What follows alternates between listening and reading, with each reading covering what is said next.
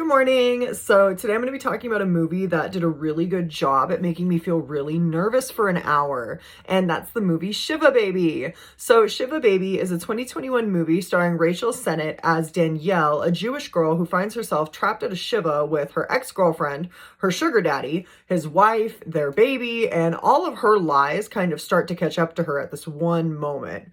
So this movie made it onto my list because the premise of it sounded absolutely wild, but the movie itself was actually pretty tame. It's a short movie. It's only about an hour and 15 minutes, and it takes place essentially in one house filled with a ton of people, and it kind of becomes this overstimulating nightmare.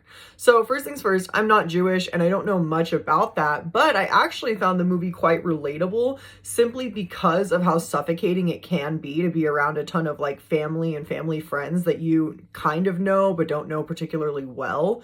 And this movie does a really great job at kind of slowly turning the heat up on Danielle. So she arrives at this funeral with her sound bites kind of ready to go. She's ready to tell people that she's graduating school, she's got job interviews lined up, and the only issue though is that she kind of has this directionless path in life, and it kind of gets revealed as these people all around her keep poking and prodding her and pestering her and asking her all these questions, and her story kind of has all these holes in it. So I think this is where the movie itself really kind of hits its stride and really shines, because it's a movie that's based very much in dialogue and not a lot of stuff physically happens, if that makes sense. I do think if you're someone who's ever been to like a Thanksgiving or a Christmas or any large family event really where you have a ton of people that you know you're related to, but you don't really know how, I think this is something that a lot of people can relate to, the sort of amount of tension and anxiety that this movie puts on you.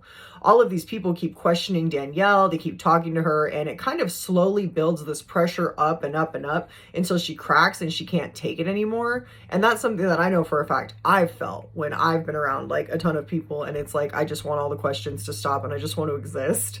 While I love my family, you know, there's always been those moments at those like big gatherings where it just feels like you can't catch a break and everyone is surrounding you and it's just getting worse and you feel like you're suffocating, like you can't escape and there's no way out. And you can really feel the movie do this to you. And I think the movie really builds to its height when there's a scene towards the end where the lighting changes and it almost feels like it's really hot.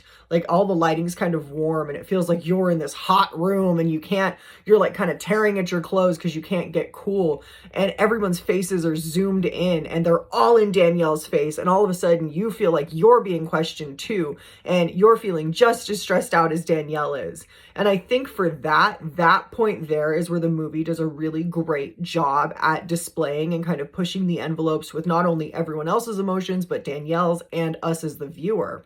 So overall, though, I do want to give the movie probably about a 5 out of 10, just because it does a good job at making you feel something, but the movie itself really doesn't go anywhere and nothing really gets resolved. You just have this tension the entire time, and it never breaks. It never breaks. So if you want to feel stressed out for an hour, maybe watch it for that.